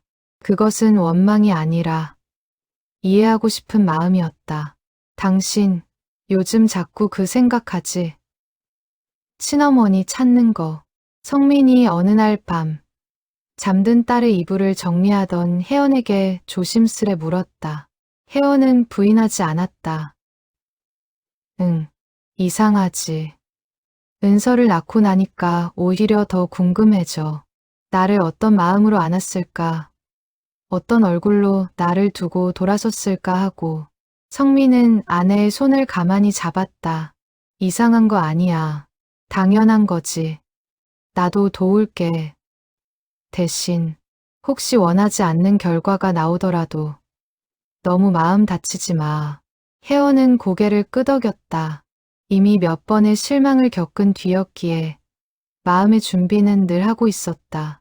그럼에도 매번 새로운 실마리 앞에서는 심장이 뛰는 것을 막을 수 없었다. 그렇게 혜원은 몇 년째 유전자 정보 등록과 옛 기록 조회를 반복하며 지내오고 있었다. 큰 진전은 없었지만 포기하지도 않았다. 언젠가는 실마리가 나타날 것이라는 믿음 하나로 버텨온 시간이었다. 혜원의 양어머니 윤말자는 딸의 이런 노력을 곁에서 묵묵히 지켜보았다. 처음에는 서운한 마음도 없지 않았지만 시간이 흐르며 그녀는 딸의 마음을 온전히 이해하게 되었다. 혜원아, 엄마는 괜찮아. 내가 낳아준 분을 찾는다고 해서 우리 사이가 달라지는 건 아니잖아. 오히려 내가 어디서 왔는지 알아야 더 온전히 내 삶을 살 수 있을 것 같아. 그 말은 혜원에게 큰 힘이 되었다. 양어머니의 축복 속에서 혜원은 더 이상 죄책감 없이 자신의 뿌리를 찾는 일에 매진할 수 있었다. 그리고 마침내 그 인터넷 게시글을 마주하게 된 것이었다. 1986년 겨울, 한소영이라는 이름의 여성분을 찾습니다. 제목을 본 순간 혜원의 심장이 크게 뛰었다. 한소영, 입양 서류 어딘가에서 스치듯 본 적 있는 이름이었다. 흐릿하게 지워지다시피 한 기록이었지만 분명 낯익은 세 글자였다. 혜원은 떨리는 손으로 게시글을 눌러 내용을 읽어 내려갔다. 우산 수선점. 40년 전 겨울. 맡겨진 물건. 구체적인 사연이 적혀 있지는 않았지만 어쩐지 그 글에서 눈을 뗄 수가 없었다. 혜원은 한참을 망설이다가 마침내 댓글 창을 열었다. 안녕하세요. 실례가 안 된다면 여쭙고 싶은 것이 있어서 연락드립니다. 혹시 한소영이라는 분에 대해 조금 더 자세히 알 수 있을까요? 댓글을 남긴 뒤 혜원은 오랫동안 휴대폰 화면을 바라보았다. 심장이 쿵쾅거렸다. 이것이 정말 자신이 그토록 찾아 헤매던 실마리일지, 아니면 또 한 번의 헛된 기대로 끝날지 알 수 없었다. 하지만 혜원은 이제 더 이상 망설이지 않기로 했다. 어떤 결과가 기다리고 있든 끝까지 이 길을 따라가 보기로 결심했다. 그날 밤 혜원은 오랜만에 어릴 적 사진첩을 꺼내 펼쳤다. 양부모와 함께 찍은 사진들 사이사이 자신이 갓난아기였을 때의 흑백 사진 한 장이 끼워져 있었다. 입양기관에서 건네받았다는 유일하게 남은 그 시절의 흔적이었다. 혜원은 그 작은 사진 속 갓난아기의 얼굴을 오래도록 들여다보며 생각했다. 이 아이는 자신이 어떤 이야기를 품고 세상에 나왔는지 지금에서야 조금씩 알아가고 있는 중이라고. 혜원은 다음 날 아침 학교로 출근하는 길에도 내내 그 게시글 생각을 떨칠 수 없었다. 아이들 앞에서 평소처럼 웃으며 수업을 이어갔지만 마음 한편에는 계속해서 작은 파문이 일고 있었다. 쉬는 시간마다 휴대폰을 확인하는 자신을 발견할 때면 혜원은 스스로도 놀랐다. 이렇게까지 마음이 흔들릴 일인가 싶다가도 이내 그럴 수밖에 없다는 것을 인정했다. 평생을 기다려온 물음에 대한 답이 어쩌면 손끝 닿는 곳까지 와 있었기 때문이었다. 퇴근길, 혜원은 평소보다 이른 걸음으로 집으로 향했다. 딸 은서를 어린이집에서 데려오면서도 그녀의 머릿속은 온통 그 게시글에 대한 생각으로 가득했다. 은서가 제잘거리며 오늘 있었던 일을 늘어놓는 동안 혜원은 연신 고개를 끄덕이면서도 마음 한구석으로는 앞으로 벌어질 일들을 가늠해보고 있었다. 수아는 매일 저녁 인터넷 게시글의 댓글창을 확인하는 것이 일과가 되어 있었다. 대부분은 무심히 지나칠 만한 반응들이었지만 그날 밤 올라온 댓글 하나는 달랐다. 혹시 한소영이라는 분에 대해 조금 더 자세히 알 수 있을까요? 짧은 문장이었지만 그 안에 담긴 절실함이 화면 너머로도 고스란히 전해졌다. 수아는 곧바로 이모에게 이 소식을 전했다. 이금자는 떨리는 손으로 휴대폰 화면을 들여다보았다. 글자가 작아 잘 보이지 않았지만 수아가 또박또박 읽어주는 댓글의 내용을 몇 번이고 되뇌었다. 이모, 답장해 볼까요? 근데 너무 서두르지는 말아요. 혹시 다른 목적으로 접근하는 사람일 수도 있으니까. 이금자도 고개를 끄덕였다. 40년을 기다려온 일이었다. 마지막 순간에 성급하게 굴어 그르치고 싶지 않았다. 수아는 신중하게 답글을 작성했다. 직접적인 사연은 밝히지 않은 채 조심스레 상대방의 사정을 먼저 물었다. 안녕하세요. 혹시 한소영님과 어떤 관계이신지 여쭤봐도 될까요? 저희도 신중하게 확인이 필요한 사안이라 양해 부탁드립니다. 혜원의 답장은 그날 밤늦게 도착했다. 그녀는 자신이 입양인이며 입양 서류 어딘가에서 그 이름을 본 기억이 있다고 솔직하게 밝혔다. 문장 곳곳에서 오랜 세월 쌓인 그리움과 조심스러움이 함께 느껴졌다. 수아는 그 글을 읽으며 코끝이 시큰해졌다. 이금자에게 내용을 전하자 그녀 역시 한참을 말없이 앉아 있었다. 수아야, 이 사람이 맞는 것 같다. 느낌이 그래. 이모, 그래도 확인은 정확하게 해야 해요. 기대가 크면 실망도 큰 법이니까요. 수아는 신중하게 절차를 밟기로 했다. 혜원에게 사정을 설명하고 유전자 정보 등록 기관을 통해 공식적인 확인 절차를 거치자고 제안했다. 동시에 이금자가 보관해온 40년 전 장부와 사찰에서 받아온 사진과 편지에 대해서도 조심스레 언급했다. 다만 편지의 내용까지는 밝히지 않았다. 그것은 마땅히 당사자가 직접 확인해야 할 몫이라고 여겼기 때문이었다. 혜원은 수아의 연락을 받고 밤새 잠을 이루지 못했다. 남편 성민에게 이 소식을 전하자 그도 놀란 얼굴로 아내의 손을 잡았다. 드디어 실마리를 찾은 거야. 혜연아. 근데 너무 큰 기대는 하지 말자. 확인될 때까지는. 알아. 그래도 성민아. 이번엔 느낌이 달라. 뭔가 진짜인 것 같아. 혜원은 곧바로 유전자 정보 등록소에 연락해 절차를 서둘렀다.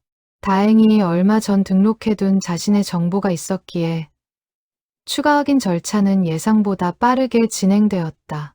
담당자는 상대 측에서도 관련 정보를 제공한다면 친자 관계에 준하는 확인을 위해 별도의 유전자 검사를 진행할 수 있다고 안내했다.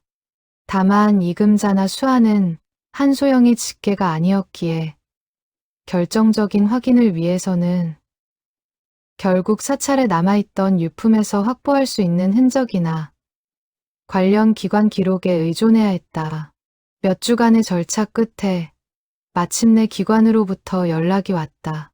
에란원의 이관 기록 속에서 1986년 12월 입수하여 이듬해 초 입양을 보낸 여아의 생모 이름이 한소영으로 확인되었다는 것이었다. 생년월일과 여러 정황이 혜원의 정보와 정확히 일치했다. 그 소식을 전해 들은 날, 이금자는 가게 문을 닫고 홀로 한참을 울었다. 40년 만에 마침내 약속을 지킬 상대를 찾은 것이었다. 비록 그 상대가 한소영 본인이 아니라 그녀가 남긴 딸이라 할지라도 이금자에게는 그것으로 충분했다.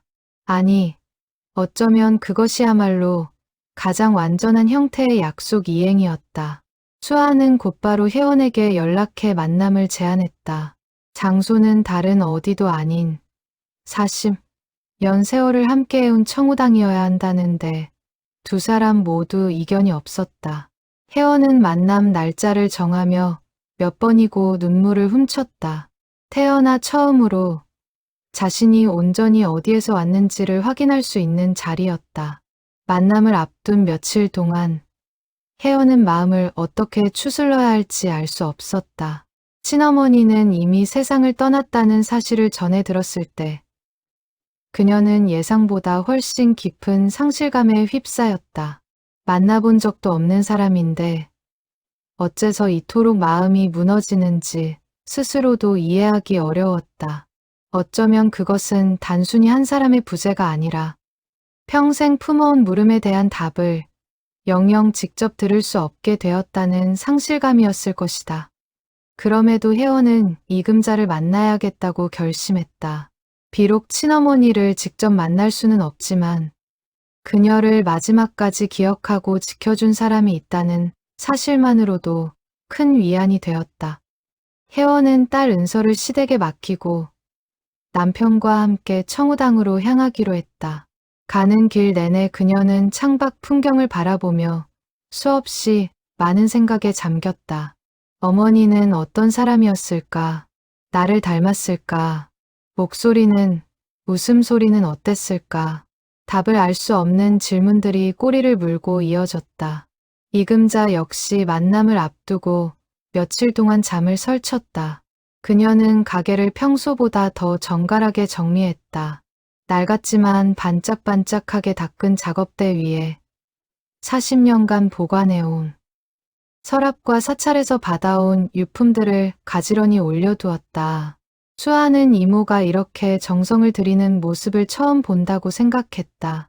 이모, 너무 긴장하지 마세요. 그냥 있는 그대로 보여드리면 돼요. 긴장이 안 될 수가 있니? 40년 만이야. 40년 만에 드디어. 이금자는 말을 끝맺지 못했다. 목이 메어왔기 때문이었다. 그녀는 몇 번이고 서랍 앞에 앉아 그 무게를 가늠해 보았다. 이제 곧 이 매듭을 풀 사람이 올 것이었다. 40년 동안 단 한 번도 열어보지 않았던 그 매듭을 만남 전날 밤 이금자는 오랜만에 그 옛날 다이어리를 다시 펼쳤다. 한소영을 처음 만난 날의 기록부터 세월이 흐르며 남긴 짧은 메모들까지 하나하나 다시 읽어 내려갔다. 그리고 마지막 장에 그녀는 새로운 문장을 적어 넣었다.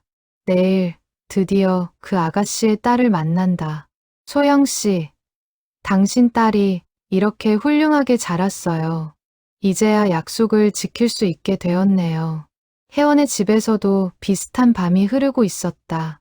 성민은 딸 은서를 재우고 거실에 우두커니 앉아있는 아내 곁에 다가왔다.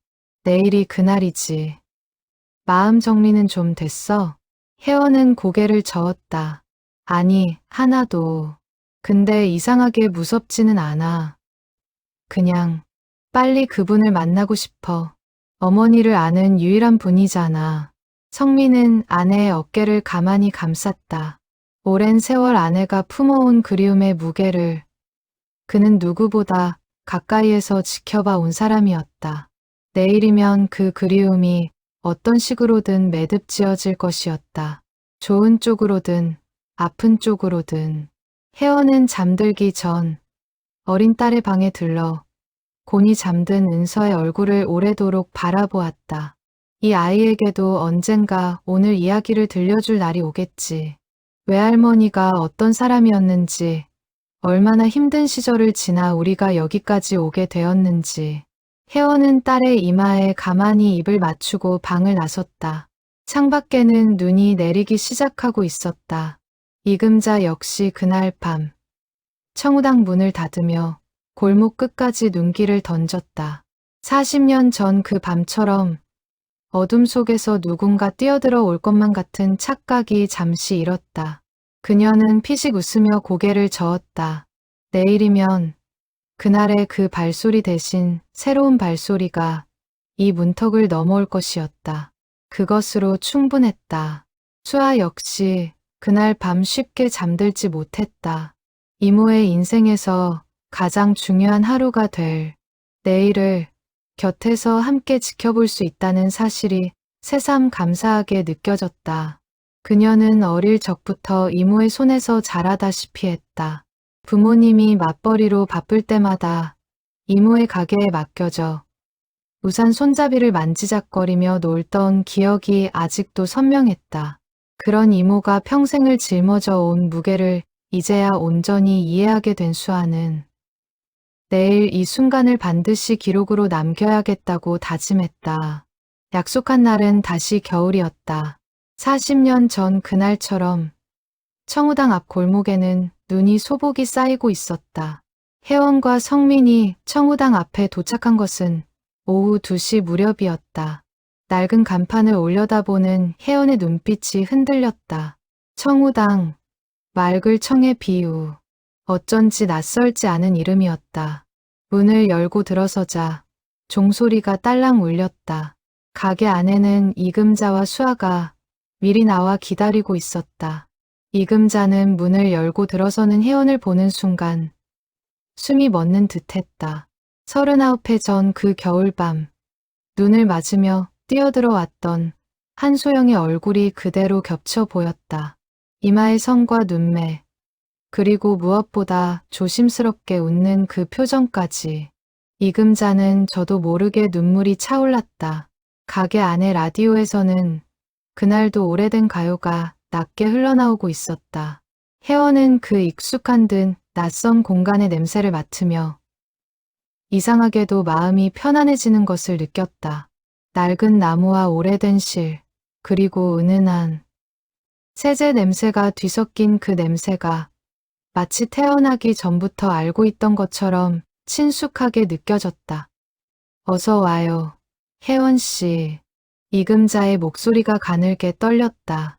혜원 역시 낯선 이 공간과 낯선 노인 앞에서 어쩔 줄을 몰라 하다가 이금자의 얼굴을 마주한 순간 왈칵 눈물을 쏟고 말았다.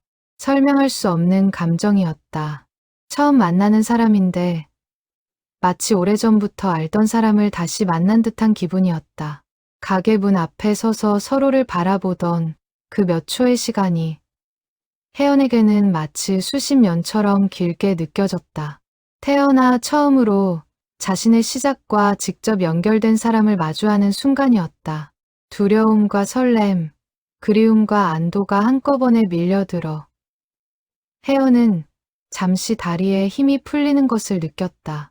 성민이 재빨리 아내의 팔을 부축했다. 이금자는 혜원의 손을 가만히 잡았다. 앙상하게 마른 손과 아직 젊고 부드러운 손이 맞닿았다. 많이 컸네요. 참, 많이 컸어. 혜원은 무슨 말을 해야 할지 몰라 그저 고개를 끄덕였다. 두 사람은 한참을 그렇게 손을 맞잡은 채 말없이 서 있었다. 수아와 성민은 그 모습을 지켜보며 함께 눈시울을 붉혔다. 가게 안낡은 라디오에서 흘러나오던 노래가 잦아들고 잠시 아나운서의 나긋한 목소리가 배경처럼 깔렸다. 그 평범한 오후의 소음마저도 오늘만큼은 특별하게 느껴졌다. 자리를 잡고 앉은 뒤 이금자는 천천히 이야기를 시작했다. 40년 전 그 눈 오던 밤, 우산도 없이 뛰어들어왔던 젊은 여인의 이야기, 다급하게 보따리 하나를 맡기고 사라졌던 그날 밤의 기억, 그리고 40년 동안 그 약속을 지키기 위해 애써온 시간들. 이금자의 이야기가 이어지는 동안 혜원은 숨죽인 채 귀를 기울였다. 마치 태어나 처음으로 자신의 뿌리에 대한 이야기를 듣는 것 같은 그런 순간이었다. 어머니가 그렇게 절박한 얼굴이셨어요? 혜원의 물음에 이금자는 고개를 끄덕였다. 그랬지. 근데 그 절박함 속에도 뭔가를 지키려는 마음이 분명히 있었어요. 도망치는 사람의 얼굴이 아니라 무언가를 끝까지 지켜내려는 사람의 얼굴이었지. 이금자는 이어서 산소를 찾은 이야기, 사찰 스님을 만난 이야기를 들려주었다. 혜원은 친어머니가 이미 세상을 떠났다는 사실을 다시 한번 마주하며 조용히 눈물을 흘렸다. 이금자는 그런 혜원의 등을 가만히 쓸어주었다. 많이 힘드셨을 텐데. 이렇게 와줘서 고마워요. 사실 나도 얼마 전에 큰 병을 얻어서 혜원 씨를 못 만나고 눈 감게 될까봐 얼마나 마음을 졸였는지 몰라요. 혜원은 이금자의 손을 더 꼭 잡았다. 제가 감사하죠. 40년 동안이나 저도 모르는 저를 저희 어머니와의 약속을 지켜주셔서요. 이런 분이 계셨다는 게 믿기지가 않아요. 이금자는 상자 속 사진들을 하나씩 꺼내 혜원에게 건넸다. 갓난아기를 품에 안은 젊은 한소영의 사진을 받아 든 혜원의 손이 가늘게 떨렸다. 이게 저예요? 어머니가 저를 안고 계신 거예요? 그런 것 같아요. 날짜를 보면 혜원 씨가 태어나고 얼마 안 됐을 때 같아요. 혜원은 사진 속 여인의 얼굴을 오래도록 들여다보았다. 자신과 닮은 듯도 하고 낯선 듯도 한 얼굴이었다. 특히 사진 속 여인이 아기를 내려다보는 눈빛에서 혜원은 형언할 수 없는 감정을 느꼈다. 그것은 분명 사랑이었다. 버리는 사람의 눈빛이 아니라 지키고 싶어 하는 사람의 눈빛이었다. 어머니가 저를 사랑하셨을까요? 그렇게 보내놓고 평생을 힘들어 하셨다는 게 정말일까요? 혜원의 물음에는 오랜 세월 쌓인 의구심이 묻어 있었다. 이금자는 스님에게서 들은 이야기를 천천히 전했다. 한소영이 말년까지 저를 찾아 누군가를 위해 기도를 올렸다는 것. 죽는 순간까지 죄책감을 안고 살았다는 것. 그리고 언젠가 딸을 찾아줄 사람을 위해 편지를 남겼다는 것까지. 그러니까 어머니는 혜원 씨를 단 하루도 잊은 적이 없었을 거예요. 사정이 있어서 떠나보낼 수밖에 없었지만 마음까지 떠나보낸 건 절대 아니었어요. 성민도 옆에서 아내의 어깨를 가만히 감쌌다. 그는 아내가 그토록 오랫동안 품어온 물음의 답이 조금씩 형체를 갖추어가는 것을 지켜보며 함께 눈시울을 붉혔다. 수아 역시 이 자리에 함께할 수 있어 다행이라고 생각했다. 이모가 평생을 짊어져 온 짐이 마침내 제자리를 찾아가는 순간이었다. 이금자는 문득 자리에서 일어나 가게 안쪽으로 들어가 낡은 서랍을 조심스레 꺼내왔다. 그리고 그 서랍을 혜원 앞으로 밀어놓으며 말했다. 이게 그 물건이에요. 어머니가 맡기신 물건. 40년 동안 단 한 번도 열어본 적이 없어요. 혜원은 떨리는 눈으로 낡은 서랍을 바라보았다. 자물쇠는 이미 이금자가 며칠 전 열쇠공을 불러 조심스레 풀어둔 상태였다. 서랍 안에는 낡은 천으로 몇 겹이나 쌓인 작은 보따리가 놓여 있었다. 혜원은 그것을 조심스레 꺼내 손에 쥐었다. 생각보다 가벼웠다. 이걸 제가 열어봐도 될까요? 이금자는 고개를 끄덕였다. 당연하죠. 이건 처음부터 혜원 씨 거였으니까.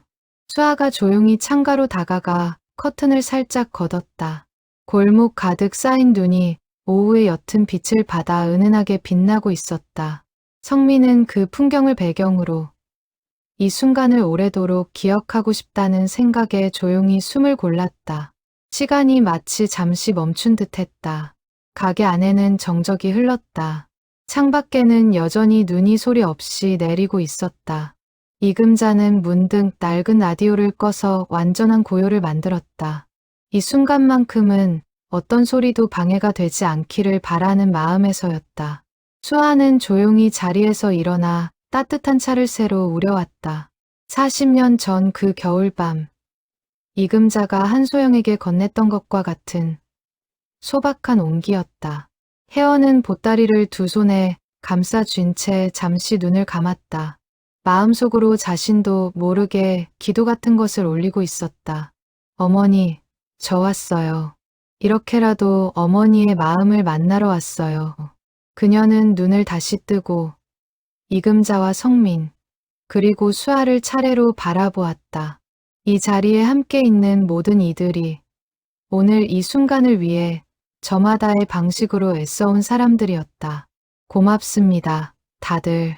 저 혼자였다면 절대 여기까지 오지 못했을 거예요. 이금자는 혜원의 손등을 가만히 쓸어주었다. 아니에요. 혜원 씨가 포기하지 않고 그 댓글을 남겨줬으니까 가능했던 일이에요. 우리 둘 다 서로에게 닿기 위해 애써온 거지요. 혜원의 손끝이 낡은 매듭 위에서 가늘게 떨렸다. 40년의 세월과 세상을 떠난 어머니의 마지막 마음이 그 작은 매듭 하나에 담겨 있었다. 혜원은 떨리는 손으로 낡은 매듭을 하나씩 풀어나갔다. 세월의 삭은 천은 손끝이 닿을 때마다 바스락거리는 소리를 냈다. 첫 번째 매듭, 두 번째 매듭. 이금자는 숨을 죽인 채 그 손끝을 지켜보았다. 40년 동안 단 한 번도 열어보지 않았던 매듭이 이제 그 진짜 주인의 손으로 풀리고 있었다. 마지막 매듭이 풀리고 낡은 천이 스르르 펼쳐졌다. 그 안에서 모습을 드러낸 것은 모두의 예상을 뒤엎는 것이었다. 시계가 아니었다. 천 안에는 작은 나무 상자 하나가 들어 있었고 그 상자를 열자 빛바랜 종이 뭉치가 나왔다. 손으로 눌러 쓴 편지 여러 통과 오래된 아기 저고리 한 벌, 그리고 은으로 만든 작은 반지 하나였다. 가게 안에는 순간 정적이 흘렀다. 이금자도, 수아도, 성민도 모두 숨을 멈춘 채 그 안을 들여다보았다. 40년 동안 시계라고 믿어왔던 그 무게가 사실은 전혀 다른 것이었다는 사실 앞에서 이금자는 말을 잇지 못했다. 한참의 침묵 끝에 수아가 먼저 나지막이 입을 열었다. 이모, 그러고 보니 이모가 늘 그러셨잖아요. 무게가 시계치고는 이상하다고. 이모의 손끝이 틀리지 않았던 거네요. 이금자는 그 말에 씁쓸하면서도 벅찬 웃음을 지었다. 40년간 품어온 작은 의구심이 이제야 온전히 풀리는 순간이었다. 이게 시계가 아니었네요. 이금자가 나직이 중얼거렸다. 혜원은 떨리는 손으로 편지 뭉치를 집어들었다. 맨 위에 놓인 편지 봉투에는 낯익은 글씨로 이렇게 적혀 있었다. 내 딸에게. 혜원은 숨을 크게 들이쉬고 조심스레 편지를 펼쳤다. 편지는 짧았지만 그 안에 담긴 마음은 결코 짧지 않았다. 한소영은 편지에서 자신이 왜 딸을 떠나보낼 수밖에 없었는지를 담담하게 적어 내려갔다. 어린 나이에 부모를 여의고 홀로 생계를 꾸려야 했던 시절, 뜻하지 않게 아이를 갖게 되었지만 아이 아버지는 이미 다른 가정이 있던 사람이었다는 거. 홀로 아이를 키울 형편도 세상의 시선을 감당할 자신도 없었다는 것. 그럼에도 마지막 순간까지 딸을 위한 최선의 선택이 무엇일지 수없이 고민했다는 것이 편지 곳곳에 배어 있었다. 아가야, 엄마는 너를 버린 게 아니야. 너를 지키기 위해 너를 보낸 거야. 엄마 곁에 있으면 너도 나처럼 힘든 삶을 살게 될까봐. 그게 제일 무서웠어. 좋은 부모를 만나서 부족함 없이 사랑받으며 자라기를 그것 하나만 바랐어. 혜원은 편지를 읽어 내려가며 참았던 눈물을 쏟았다. 성민이 곁에서 조용히 아내의 등을 감싸주었다. 편지는 계속 이어졌다. 내가 태어났을 때 신고 있던 저고리와 내 외할머니가 물려주신 반지를 함께 남긴다. 언젠가 내가 이걸 찾게 된다면 부디 엄마를 너무 미워하지 말아다오. 그리고 이 물건을 맡아주실 그분께도 평생 감사한 마음뿐이라고 전해다오. 그날 밤 그분이 아니었다면 나는 아마 그 눈길 위에서 정신을 잃었을지도 몰라. 따뜻한 차 한 잔과 아무것도 묻지 않고 내 부탁을 들어준 그 마음이 오랫동안 내 삶을 버티게 해준 힘이었다. 이금자는 그 대목에서 결국 눈물을 터뜨리고 말았다. 자신이 그저 물건 하나를 맡아준 것이야 여겼던 그 밤이 한소영에게는 삶을 버티게 한 힘이었다는 사실을 이제야 알게 된 것이었다. 성민은 아내의 등을 가만히 쓸어주며 자신도 함께 눈시울을 붉혔다. 그는 문득 자신의 어머니를 떠올렸다. 늘 당연하게 여겼던 그 존재가 누군가에게는 평생을 걸쳐도 닿을 수 없는 그리움일 수 있다는 사실이 새삼 가슴에 사무쳤다. 그는 아내의 손을 더욱 꼭 잡았다. 편지의 마지막 문장은 이러했다. 시계를 맡긴다고 거짓말을 해서 미안합니다. 값나가는 물건이라고 해야 함부로 버려지지 않고 소중히 보관해 주실 것 같아서 그랬어요. 정말 소중한 건 이 안에 담긴 마음이었어요. 부디 언젠가 내 딸이 이걸 찾아 자기가 얼마나 사랑받은 아이였는지 알게 되기를. 혜원은 편지를 가슴에 품은 채 오래도록 흐느꼈다. 원망도 서운함도 아니었다. 태어나 처음으로 자신이 버려진 것이 아니라 지켜졌다는 사실을 온전히 이해하게 된 눈물이었다. 이금자는 그런 혜원을 가만히 끌어안았다. 두 사람 모두 서로 다른 이유로 그러나 같은 무게의 눈물을 흘리고 있었다. 한참 뒤 이금자가 조심스레 입을 열었다. 혜원 씨, 이제 알겠지요? 어머니가 왜 시계라고 하셨는지. 이 물건이 함부로 여겨지지 않기를 바라는 마음에서였을 거예요. 그리고 나는 40년 동안 그 말을 그대로 믿고 지켜왔던 거고요. 혜원은 눈물을 닦으며 고개를 끄덕였다. 덕분에 이렇게 온전히 저한테 전해질 수 있었어요. 정말로. 시계보다 훨씬 귀한 걸 지켜주셨네요. 가게 안 낡은 시계가 오후 5시를 알렸다. 창밖의 눈은 어느새 그쳐 있었고 구름 사이로 옅은 햇살이 새어들고 있었다. 혜원은 편지 옆에 놓인 아기 저고리를 조심스레 집어들었다. 노랗게 색이 바랜 무명 저고리였다. 작은 동정에는 서투른 솜씨로 놓은 자수가 남아있었다. 꽃 한 송이였다. 혜원은 그 자수를 손끝으로 가만히 쓸어보았다. 이거 어머니가 직접 만드신 걸까요? 이금자는 고개를 끄덕였다. 그런 것 같아요. 손끝이 야무지다고 소문났던 분이라고 산동네 할머니가 그러셨거든요. 아마 밤을 새워가며 한 땀 한 땀 지으셨을 거예요. 혜원은 저고리를 가슴에 꼭 안았다. 태어나서 단 한 번도 만져본 적 없는 그러나 자신의 시작을 고스란히 품고 있는 물건이었다. 그 옆에 놓인 은반지도 손에 쥐어 보았다. 반지 안쪽에는 작은 글씨가 새겨져 있었다. 소형 2글자였다. 외할머니가 물려주었다던 반지에 정작 어머니 자신의 이름이 새겨져 있다는 사실이 혜원의 마음을 다시 한번 뭉클하게 했다. 어머니는 자기 이름이 새겨진 반지를 저한테 남기고 싶으셨나 봐요. 혜원의 말에 이금자도 고개를 끄덕이며 눈시울을 붉혔다. 당신 자신을 그렇게라도 딸 곁에 남기고 싶으셨던 거겠지요. 수아는 그 모든 장면을 조용히 지켜보며 마음속으로 다짐했다. 언젠가 자신도 누군가에게 이런 마음을 전할 수 있는 사람이 되고 싶다고. 성민은 아내의 손을 꼭 잡은 채 오늘 이 자리가 혜원의 삶에 얼마나 큰 전환점이 될지 가늠해 보았다. 이금자는 문득 자신이 40년간 품어온 오해에 대해서도 털어놓았다. 사실은 나도 처음엔 이 안에 뭔가 감나가는 물건이 들었을 거라고 짐작했어요. 그런데 손에 쥐어보면 시계라고 하기엔 뭔가 무게가 이상했거든요. 그래서 늘 궁금했어요. 도대체 뭐가 들었을까 하고. 근데 이렇게 알고 보니 세상 어떤 보석보다 귀한 게 들어있었네요. 혜원은 그 말에 작게 웃었다. 눈물 속에 섞인 웃음이었다. 저도 이렇게 무거운 마음일 줄은 몰랐어요. 이 작은 보따리 하나가 제 평생의 물음에 답을 주네요. 가게 안에는 잠시 따뜻한 침묵이 흘렀다. 5사람 모두 저마다의 방식으로 오늘 이 순간의 무게를 마음에 새기고 있었다. 창밖의 눈은 어느새 완전히 그쳐 있었고 구름 사이로 옅은 햇살이 새어들고 있었다. 40년 동안 이어져 온 겨울의 이야기가 마침내 봄을 향해 문을 여는 순간이었다.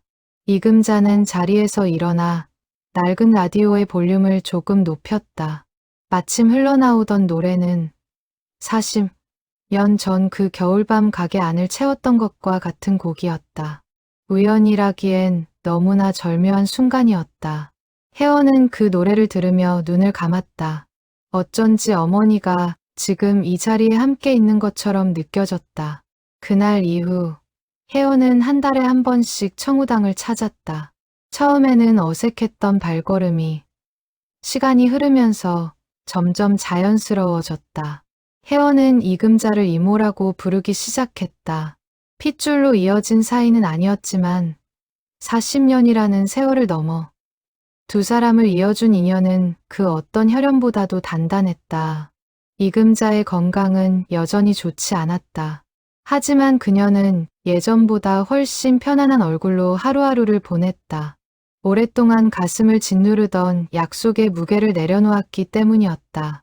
의사는 여전히 조심스러운 관리가 필요하다고 당부했지만 이금자는 이제 죽음이 두렵지 않다고 했다.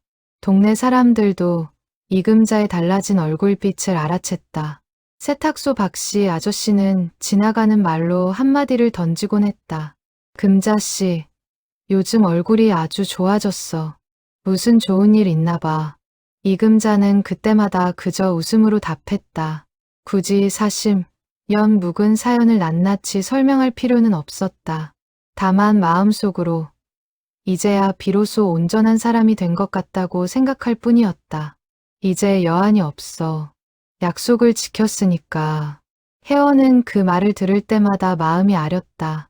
그녀는 이금자에게 수술을 받아보시라고 자신이 병원 절차를 도와드리겠다고 몇 번이고 설득했다.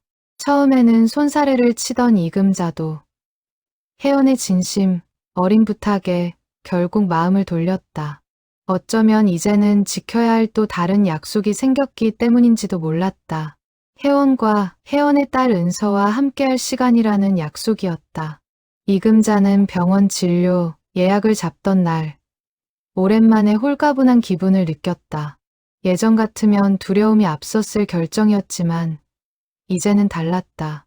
지켜야 할 사람이 생겼다는 것이 그녀에게 살아갈 이유와 용기를 동시에 안겨주고 있었다. 수술은 다행히 성공적으로 끝났다. 회복 기간 동안 혜원은 매주 병실을 찾아 이금자의 곁을 지켰다.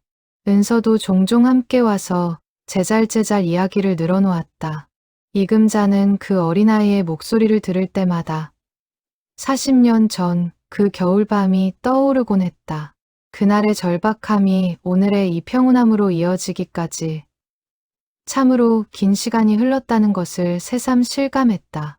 퇴원 후 이금자는 청우당의 문을 완전히 닫기로 한 결심을 조금 미루었다.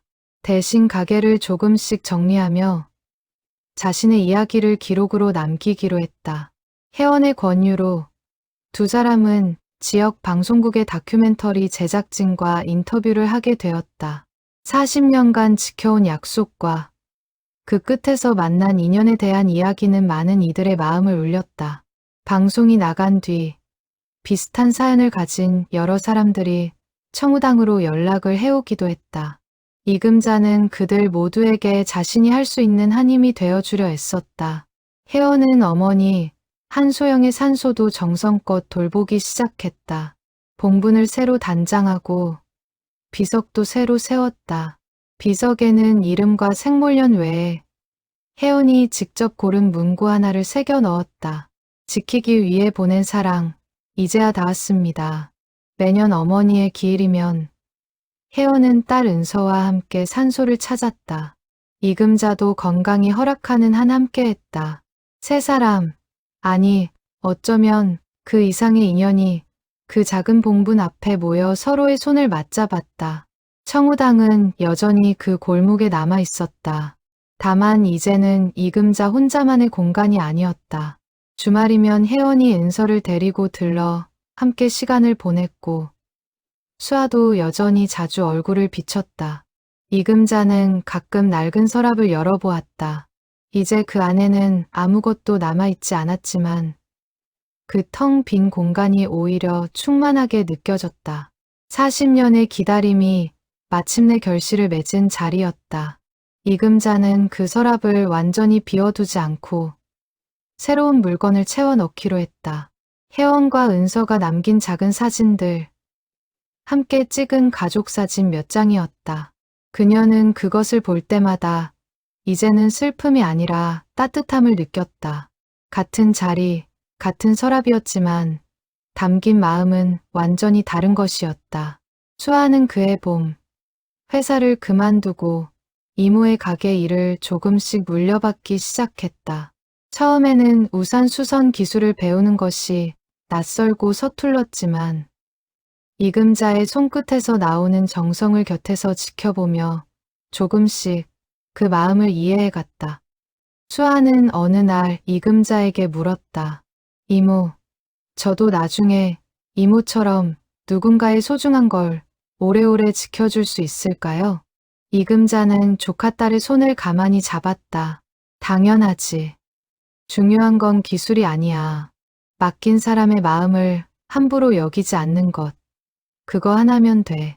혜원의 삶에도 많은 변화가 있었다. 그녀는 학교 아이들에게 자신의 이야기를 조심스레 들려주기 시작했다. 부모와 떨어져 지내거나 사연 많은 가정에서 자라는 아이들에게 혜원은 늘 이렇게 말해주었다. 누군가 너를 떠나보냈다고 해서 그것이 사랑하지 않았다는 뜻은 아니라고. 때로는 사랑하기 때문에 내리는 선택도 있는 법이라고. 아이들은 그 말의 무게를 온전히 이해하지 못했지만 혜연의 눈빛에 담긴 진심만큼은 느낄 수 있었다. 성민 역시 아내의 변화를 가까이서 지켜보았다. 예전에 혜원에게서 느껴지던 알 수 없는 허전함이 이제는 옅어져 있었다. 완전히 사라진 것은 아니었다. 어머니를 그리워하는 마음은 앞으로도 계속될 터였다. 다만 이제 그 그리움은 아픔이 아니라 감사와 사랑으로 자리를 옮겨가고 있었다. 가을이 되던 어느 날 혜연은 이금자에게 뜻밖의 제안을 했다. 이모, 저희 집이랑 좀 더 가까운 곳으로 가게를 옮기시는 건 어때요? 제가 자주 들여다볼 수 있게요. 이금자는 손사래를 쳤다. 아니야. 나는 여기가 좋아. 이 골목에서 40년을 살았는데 이제 와서 다른 데를 가면 오히려 마음이 허전할 것 같아. 대신 혜원 씨가 자주 와주면 되지. 혜원은 웃으며 고개를 끄덕였다. 그 뒤로 그녀는 정말 자주 청우당을 찾았다. 계절이 바뀔 때마다 명절이 다가올 때마다. 그리고 특별한 이유가 없어도 그저 보고 싶다는 마음이 들 때마다 혜원은 그 골목으로 향했다. 이금자에게도 혜원에게도 청우당은 이제 단순한 가게가 아니라 서로를 향한 마음이 오가는 자리가 되어 있었다. 이금자는 훗날 이렇게 회고했다. 사람이 사람에게 남기는 것은 결국 물건이 아니라 마음이라고. 시계라 믿었던 그 보따리 속에 담긴 것은 처음부터 끝까지 오직 사랑 하나뿐이었다고. 그리고 그 사랑은 세월이 아무리 흘러도 결코 빛바래지 않는다는 것을 그녀는 이 모든 이야기를 통해 마침내 깨달았다고 말했다. 청우당의 문은 오늘도 열려 있다. 맑을 청의 비 후, 비가 그친 뒤에 맑은 하늘이라는 그 이름처럼 오랜 세월 내리던 눈과 비가 그치고 이제 그 골목에는 따뜻한 봄볕이 내려앉고 있었다. 낡은 간판 아래 매화나무 한 그루가 해마다 꽃을 피우며 오가는 이들의 발걸음을 붙잡는다. 그리고 그 꽃그늘 아래에서 40년을 건너온 약속의 이야기는 오늘도 누군가의 마음속에 조용히 이어지고 있다. 지나가는 사람들은 그 작은 우산 가게의 사연을 알지 못한다. 다만 낡은 간판과 그 앞에 핀 매화꽃과 가게 안에서 새어나오는 정겨운 라디오 소리를 스쳐 지날 뿐이다. 하지만 그 골목을 오래도록 지켜본 이들은 안다. 세상에는 눈에 보이지 않는 방식으로 지켜지는 약속들이 있다는 것을. 그리고 그런 약속들이야말로 시간이 아무리 흘러도 결코 낡지 않는다는 것을 말이다. 오늘도 청우당의 낡은 시계는 변함없이 흘러가고 그 안에서 이금자는 또 다른 누군가의 우산을, 또 다른 누군가의 사연을 조용히 어루만지고 있다.